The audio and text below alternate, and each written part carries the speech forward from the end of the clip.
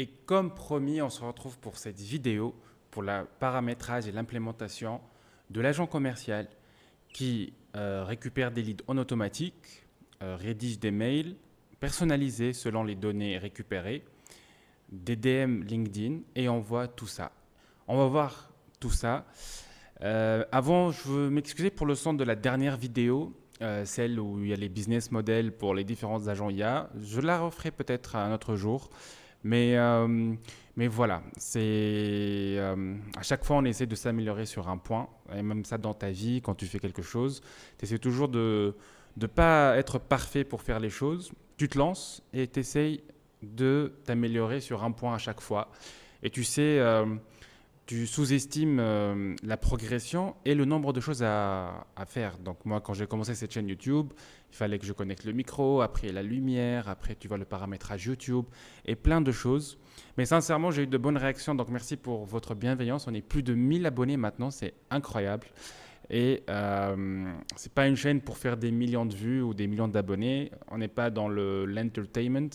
Mais voilà, on sera une petite communauté qui veut progresser dans l'implémentation des agents IA. J'ai eu des mails aussi qui me décrivent leur situation sur les business models des agents IA, qu'ils collectionnaient les workflows, qu'ils n'arrivaient pas à faire leur première vente. Peut-être je ferai une vidéo là-dessus, comment conclure une première vente pour les agents IA. Ça, c'est très très important. Et aujourd'hui, on va attaquer donc l'implémentation et le paramétrage de cet agent IA qui récupère des leads à partir d'Instagram, de LinkedIn. Et en fait, il faut que tu saches qu'il y a plusieurs façons de générer des leads. Donc généralement, ça c'est une manière d'aller sur LinkedIn, de récupérer les profils qui correspondent à notre cible. Et sur chaque LinkedIn, tu vas récupérer les informations dans leur mail et tu vas leur envoyer un mail selon les informations récupérées. Mais sache que ça, c'est une façon de générer des leads. Et généralement, quand tu es avec un nouveau client, on appelle le MVP le minimum produit viable. Tu vas essayer d'automatiser tout de suite quelque chose, tu vas identifier s'ils font une génération de leads autrement, s'ils font par exemple générer des leads à travers Google Maps. Je ne sais pas, moi, c'est une école par exemple privée qui veut cibler toutes les personnes qui sont aux alentours, eh ben, il va falloir faire des générations de leads selon Google Maps. Donc, c'est différent selon le cas d'études pratiques. Après, toi, tu peux proposer, leur dire aussi, on peut faire sur LinkedIn, avec la localisation, c'est faisable. Mais voilà, il va falloir tout de suite identifier un MVP pour l'installer. Et c'est comme ça que tu vas pouvoir closer des deals. Je ferai une vidéo plus détaillée sur celle-là. Donc, pour cette vidéo-là, avant que tu regardes celle-là, il faut que tu regardes deux vidéos. Et oui, et oui, et oui. Je vais refaire la démo pour la génération de leads, mais je ne vais pas réexpliquer cette branche-là et celle-là aussi. Parce que ces deux branches-là, je les ai bien expliquées dans cette vidéo. Donc RTBL plus N8N, mon agent IA qui génère, c'est vraiment, j'ai vraiment attaqué ces deux choses. Donc ici, alors si ici par exemple on va mettre euh, agence de communication, ici on va dire give me 10 CEO communication agencies in Paris. Ici on met donc il va écouter le webhook, il écoute, hop. Donc a priori ici il va écouter notre événement, il va s'activer, hop, très bien, il va créer notre persona. Il est en train de créer le persona de ça. Il update le record. Si on revient sur notre Airtable, voilà, Paris, small, il a fait tout ça. Ça, c'est top. Et maintenant, si on lui dit, on remet notre workflow à l'écoute. Si on lui dit allez, on va mettre le scrape leads. Hop. A priori, c'est la deuxième branche qui va s'activer. Donc, scrape leads. Et voilà. Top. Et on va récupérer ici tous nos... Voilà, agence de communication de Paris. On récupère tous les liens possibles. Et sur ces liens-là, on va récupérer Là, par exemple, j'ai pas envie de perdre de crédit sur ça. Donc pour Happify, je vais le faire pour une seule personne. Et donc je vais activer la troisième branche. Donc pour la troisième branche, l'automatisation, elle est facile aussi. Donc si tu as fait la vidéo précédente, normalement, tu as ces deux automatisations-là. Cette automatisation, c'est la même chose. C'est vraiment exactement la même chose. Un déclencheur lorsqu'une entrée correspond aux conditions. Les conditions, c'est donc LinkedIn URL n'est pas vide. Donc on voit ici, on a donc campaigns, non, dans script leads, donc LinkedIn URL n'est pas vide. On a fait c'est-à-dire on a déjà activé cette deuxième branche. Et l'action, c'est exécuter un script. Ce code-là, je te le fournis en bas de la vidéo aussi, c'est très simple. Donc, exécuter un script. C'est la même chose que le reste. N'oublie pas de changer ça. Tu vas mettre ton propre lien webhook. Et c'est les mêmes variables avec Airtable Record ID. Ici, action, c'est scrape LinkedIn. C'est scrape LinkedIn, c'est la troisième branche. C'est là. Hop, tu fais ça, copier.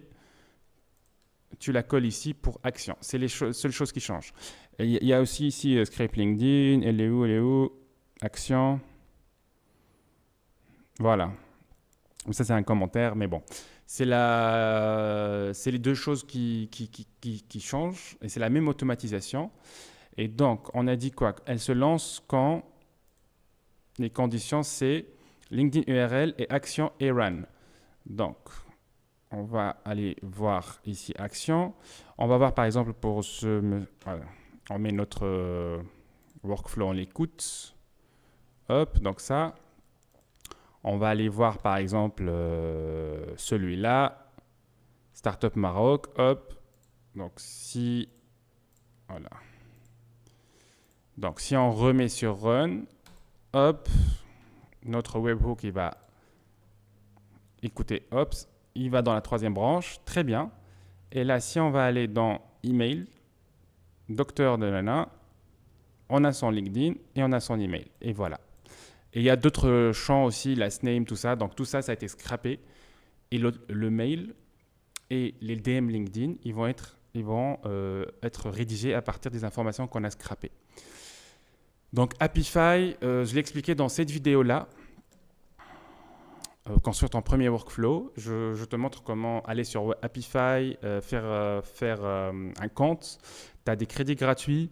Moi, je vais pas faire, désolé, je vais pas faire tous les mails scraper et tout pour pas perdre mes crédits. Mais voilà, donc si tu fais cette vidéo-là, tu as les 3 premières branches. Maintenant, les 2 dernières branches, c'est quoi? Grosso modo, c'est la même chose. Donc, on va toujours, alors si on a fait, si vous avez fait ça, on va toujours get a record de notre base. Et là, on va faire un basic LLM. Et qu'est-ce qui fait ce basic LLM? À partir des informations scrappées dans la troisième branche, il va rédiger tout ça. Donc tout ça, toi, tu l'as normalement. Ne t'inquiète pas. Donc tu as ça et après ça, le message système. Ça, c'est très important. Et maintenant, moi, je te le fournis, mais sincèrement, quand j'ai commencé à faire les agents IA, j'entendais du prompt engineering, context engineering. J'y prêtais pas trop attention. Mais sincèrement, je me suis rendu compte que c'est très important de bien rédiger, de bien expliquer, de bien donner le contexte pour pour que le LLM rédige le meilleur mail possible. Ici, par exemple, on lui dit de prendre toutes les informations qu'on a de la troisième branche qu'on a scrappée, qu'on a mise donc dans dans Airtable. On a fait le get record et maintenant ce LLM il va utiliser toutes ces informations là qu'on lui a fournies ici. Donc on a le profil, tout ça, le company size. Et à partir de ces informations, il va rédiger un mail personnalisé. Pour que le mail soit le meilleur mail possible, que ce n'est pas un truc débile, il faut bien rédiger son prompt. Le prompt, il y a une petite astuce. Il y a ce site-là, ça s'appelle Prompt Cowboy. Et tu lui dis un truc basique, il te fait un super prompt que tu peux copier-coller. Par exemple, write un person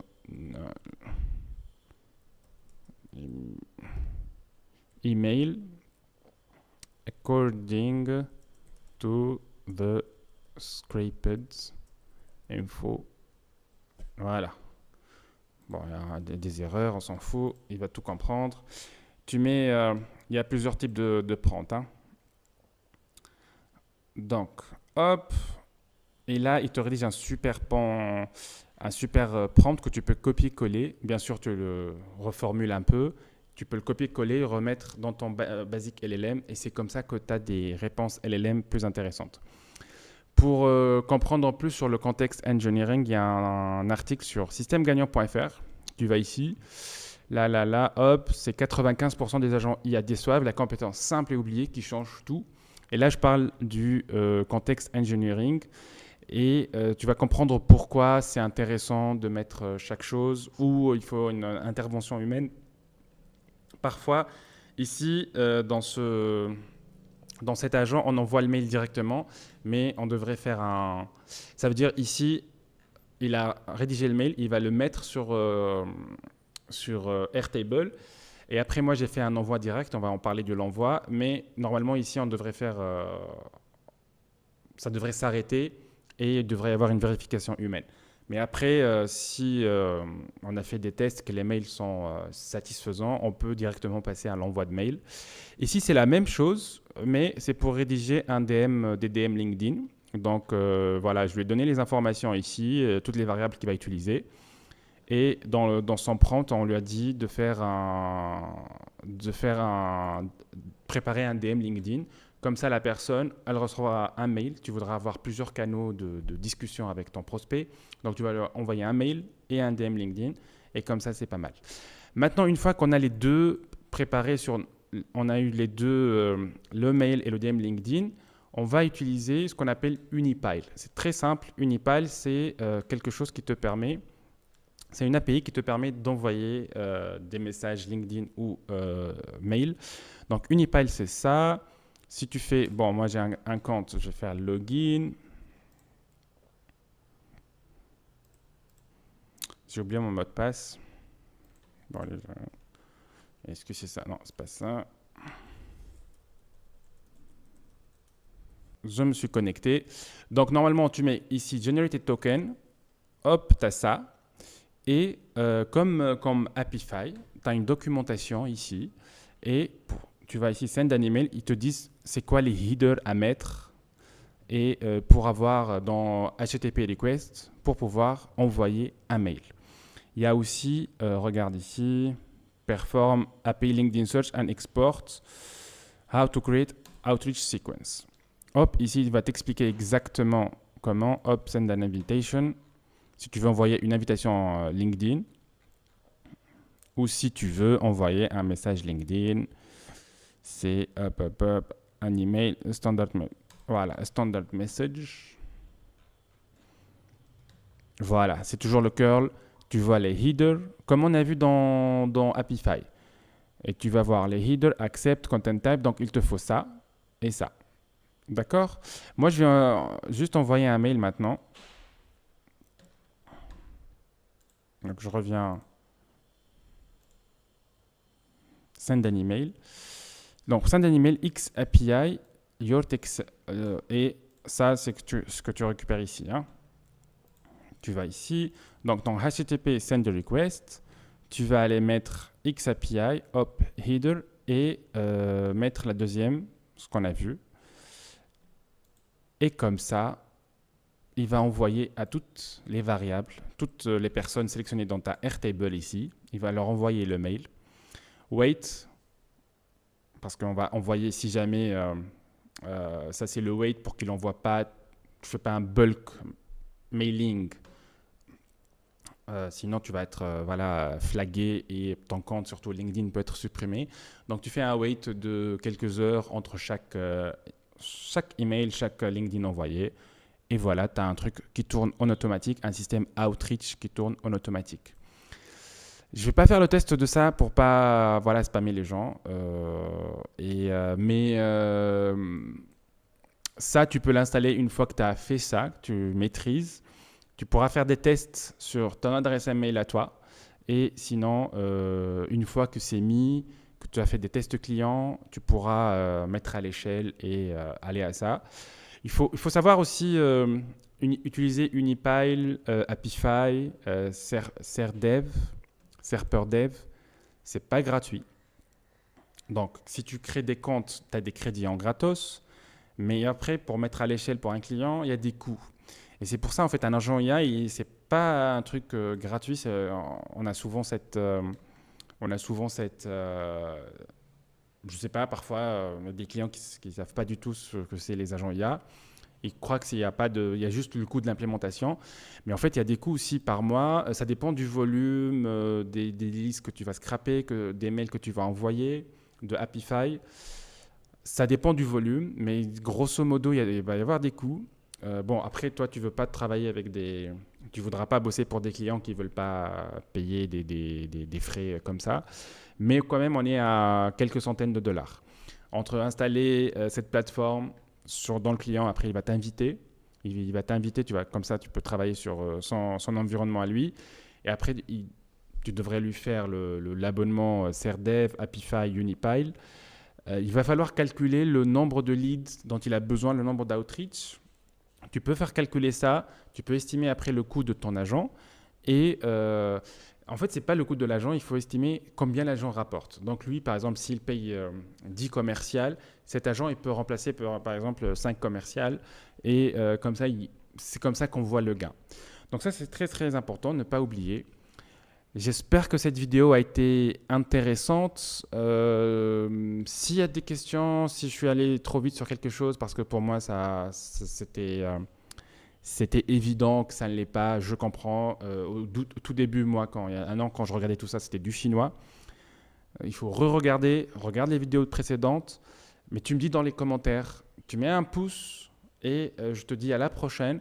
Je vais parler des agents RAG, je pense, c'est très très important maintenant, les agents RAG pour les entreprises, pour les chats onboard, les agents onboarding. Voilà, je te dis ça, à la semaine prochaine et à bientôt.